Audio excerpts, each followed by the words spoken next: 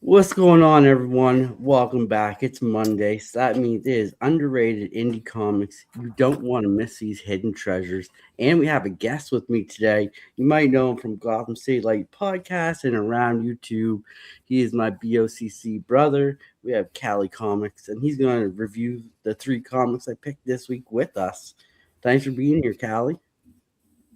Hey, good to be here. Let's get this going.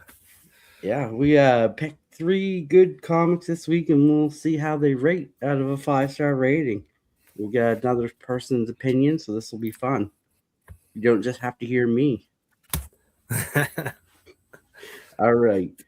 First on the docket, we got Tomb Raider #1. When Croft Manor goes up in flames, it forces Laura to take a stock of her life and figure out what was important to her, but confrontation with a mysterious foe who has given their hands on a dangerous and familiar artifact provides some clarity as it launches Laura on a cross-continental journey doing what she does best, raiding tombs and questing for legendary relics. The writer on this book is Casey Gilly. The artist is Antonio DiCaprio. And publisher is Dark Horse Comics. Since Cal, you're the guest, why don't you take it away first? Give us your thoughts. It wasn't what I expected. I was expecting some, adventure and mishaps. We got a little bit of that, but it's kind of like a. Well, she's giving an interview to somebody, and she's telling her how her life is. She's retired from archaeological finds and things like that. So she's telling her how her life's a little bit more boring, but at the same time, you're getting the backside of she's actually doing what she says she's not doing. She's actually out exploring and trying to find things and like getting her ass kicked and kicking ass at the same time. It was decent, but it definitely wasn't what I expected. I am interested to see where it goes because of the knives. Seems like the knives are going to be something cool. The daggers, whatever you call them. Yeah. Seems like they're going to lead to something interesting. And I think I might read #2, see where it goes. Nice. Yeah, I thought this was pretty good, especially being a first reader to Tomb Raider. It kind of just got me introduced to her a little bit more, gave me her backstory and everything, which I thought was pretty cool. I like that she was interviewed by Kate for 8 o'clock news. Kate by 8, I think it was, or something. So that was pretty cool. I thought that was a cool little twist. And then we get to see a little bit of her backstory, which I thought was really cool. So I thought this was a good issue, #1, because it got me to learn a little bit more about Laura Croft and about her butler and about what happened to the manor and everything. But I found it funny when she was interviewing, she was going to all these different rooms. Then she was going to go to her office. She opened the door and she saw the case broke and the dagger missing with a note. And I thought that was pretty cool because I was like, oh, this is going to leave on a nice little cliffhanger. Then we got to find out who the, I guess you say, bad guy was, who she was fighting before. And that's who stole it. So I thought that was pretty cool. And we got to see a little bit of sentimental with the butler being her like father figure, I guess you could say, the one that she really confined in. But out of my 5-star rating, I give this one a 4. I thought this one's pretty good just for me as a new reader picking it up and not knowing anything about Laura Croft. Okay, that's not bad. I give it a 3.25. All right. You give it a nice 6.5 out of 10. That's not too bad, Yeah, it's 3.25. Pretty good for a first issue. I thought, for me at least, as a new reader for Laura, I got to learn a little bit of her backstory, where I could see it would be kind of boring for someone who knows a bit more of her backstory too. But next up, for #2, we have Alice Forever After #1.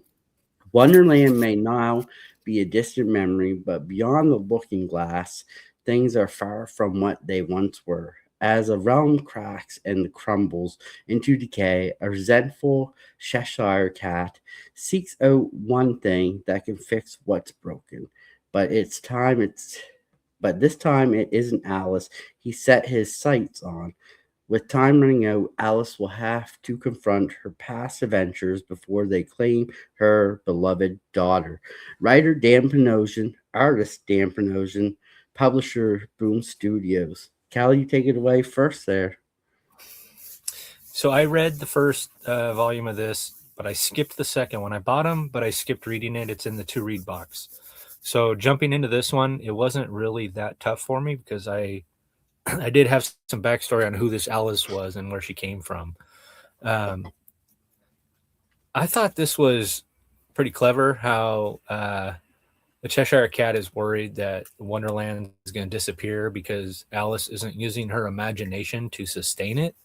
So they need to find another way. And Alice has a daughter now. So Cheshire is focused on getting the daughter to use her imagination for Wonderland now. But something funny ends up happening. Who is that? The Mad Hare. I think he's in Yeah. charge of the White Rabbit's key for the door to go up to get Alice from the real world to bring her down to Wonderland. And him and the guard, they both get drunk and they leave the door open. And the caterpillar wanders through it to the real world. Dude, it's hella funny when he's like walking around as this giant caterpillar. And people are just like, oh, good day, good day. And the one guy's like, oh, you're a caterpillar. And he's like, why would you say that? I was like, what?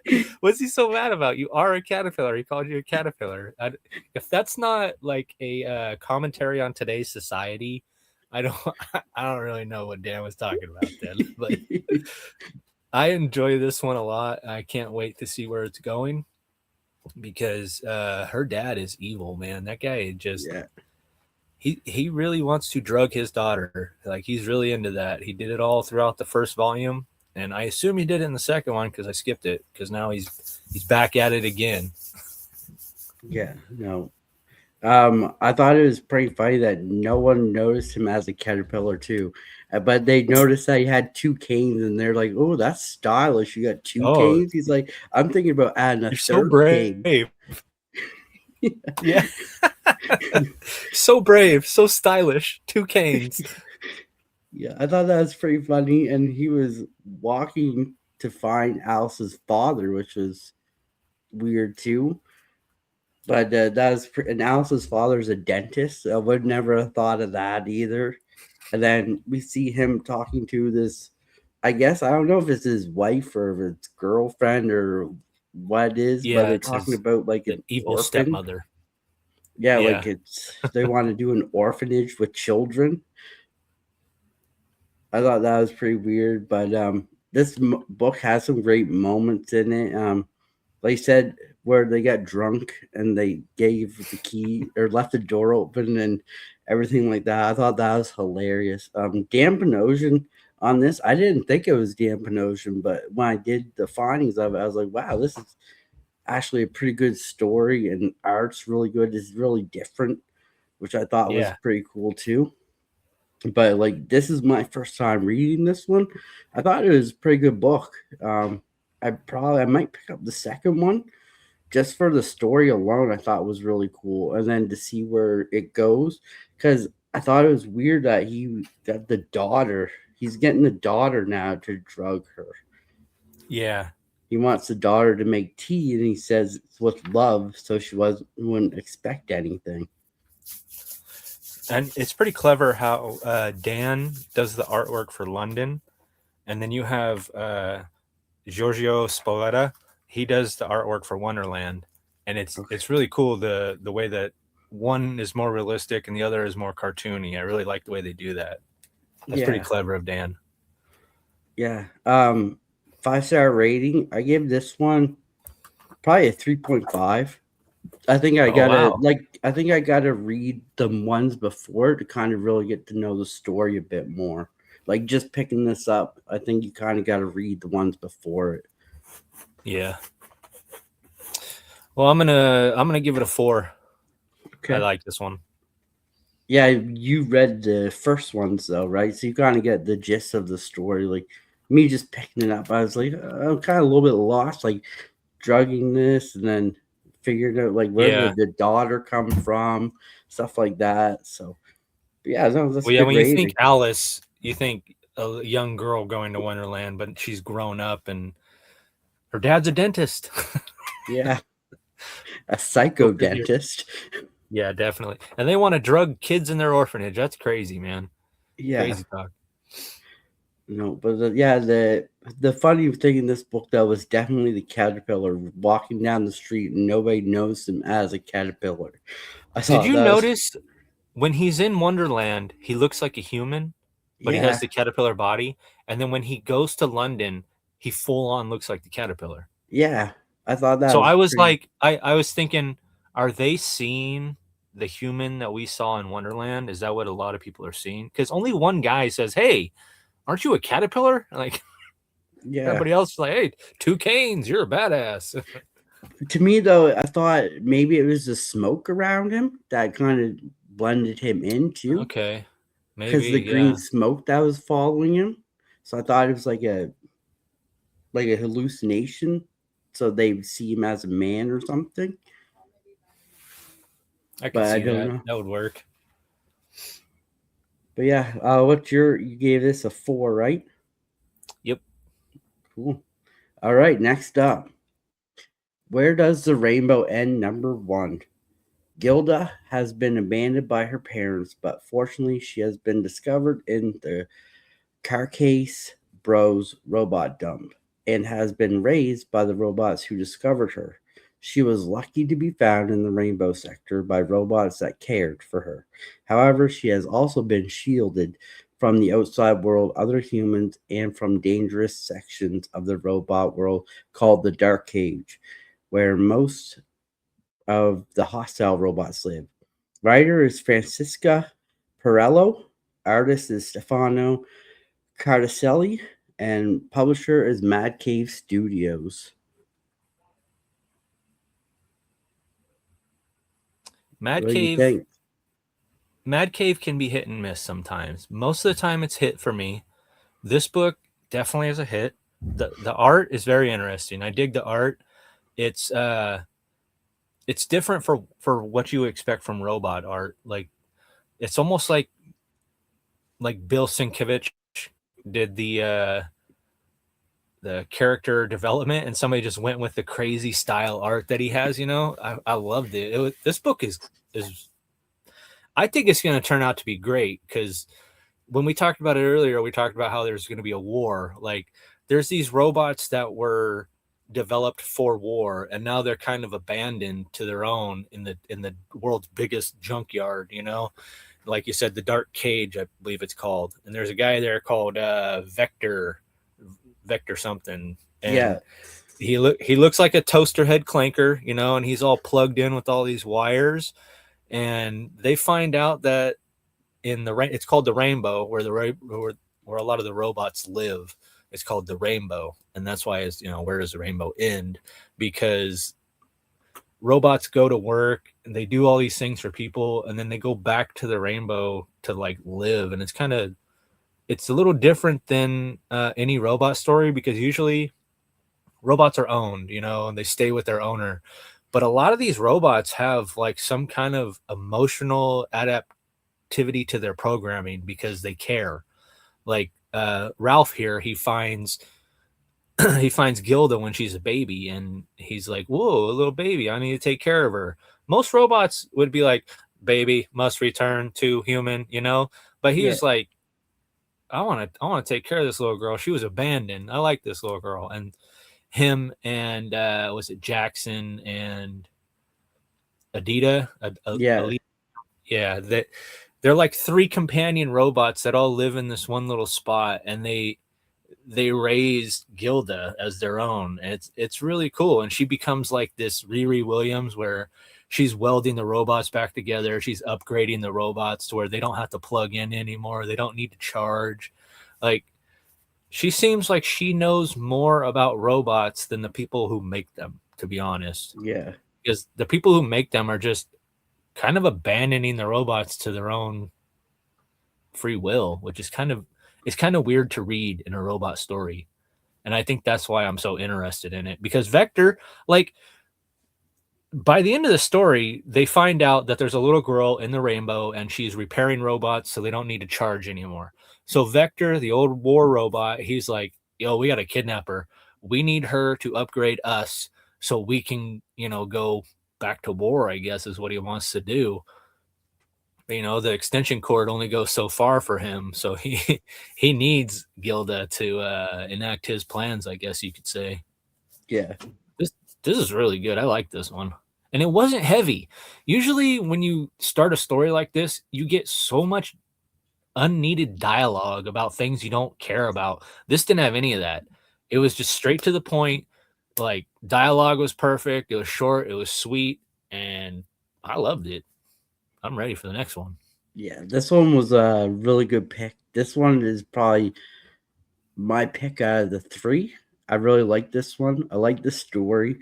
The story was super easy to follow. It was, like you said, to the point. It got the job done. And I love the map at the first. So it was a map of Yes. New York that laid out. So you got to see the sectors of each different clan of robots, the humans, and stuff like that, the junkyard, the nuclear power plant where they work, everything like that. I thought that was really cool because I never see that much in comics. So you got to see like the actual where they lived and everything. Um, Poor Jackson though, they just give it to him. Like I felt bad for him, but he's hilarious. Yeah, Like he's they like the just dummy. yeah, like Jackson, you messed up. Like you messed everything up, and like they they take Gilda and they actually like treat her like a human too. Like they go get her human food, they get her diapers, they draw, they read to her, but like they still have. I think they're still teaching her like the robot stuff too, which I thought was pretty cool. And like I said, we're going to get a nice fun little battle out of this because we seen the guy from the Dark Cage, the leader, say, "Go get the troops. We got to get this girl from here." So I'm curious to see how that's going to work because when we read it, we saw the wall, and the wall was huge, like so they can't like communicate or get into each other's section. So that's going to be cool to see how that's going to work and where the humans play in this as well. Because I have a feeling we're going to have like a three like army war type deal. Oh, I see what you're saying.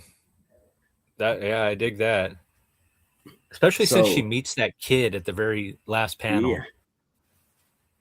yeah, and like the humans that drive the junk picker up, or I guess you can call it, said, "Hey, isn't that what's her face's daughter?" But she Yeah. dropped her off at daycare. She always drops her off at daycare, and somehow she ended up in there. So I thought that was cool. But yeah, I I'm thought that gonna was give kind this. of funny. The humans find out that there's a little girl living in the robot sector, and they're just like, huh, I think it's somebody's kid. The robots find out that there's a little girl in the robot sector, and they're like, we gotta get her.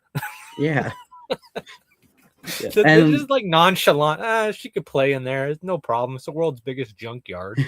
like I can't remember the female robot. But she actually takes the mother role of it, which I thought was cool. What And is then you she? got She Ralph. she like gets a heart right on her face, and she says, "Love it" or something like that. Yeah, she like fell in love with the baby right away, dude. That was Yeah, cool. That's why I was saying they have like some kind of emotional aspect to their programming. It's a little different. yeah. But yeah, I give this one a 5-star rating. I thought this one was really, really good. I'm looking forward to the second one, and hopefully, this is an ongoing series and not just a mini series because I think this could play out in so many ways if they do it right. Hopefully, it's not a mini series because I would love to see like a Lord of the Rings like three army battle. Oh yeah, the humans versus the bad robots, and the good robots come to help them, like Yeah, iRobot. yeah. So I thought this was pretty cool. What do you give this one? I give this a 4.75. Nice. It was almost perfect. There was just a few things that could have made it perfect, but it's very close to perfection for a number Yeah. one. I loved it. The art was really different too. I liked the art. I Yeah. didn't think I would, but I really liked the art, like the rustic look to it, I guess, and like the imperfections too. It played it really well. Yeah, almost like a chaos within Yeah, programming. yeah, And I but like yeah. how So his name is right here. It just says Ralph. so we don't know his name. It's right there, just so you guys can Yeah. see it. Good But old yeah, Ralph. so that's our 3 indie books this week from last week's story. Hope you guys enjoyed them. If you picked them up, let me know what your thoughts on them, what your 5-star ratings were for each one of them. Before we go, Callie, anything you got going on that you want to plug?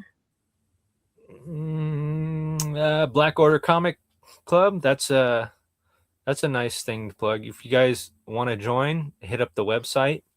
We got a you know thing you could fill out if you want to join now. So that's cool. Awesome. Shout out to all the brothers. Definitely. Shout out to all you guys. Well, this is Dan. This is Callie. Thanks for watching Underrated Indies. These hidden treasures. You don't want to miss them. If you see them in your shop, definitely pick these 3 books up. They're worth the read.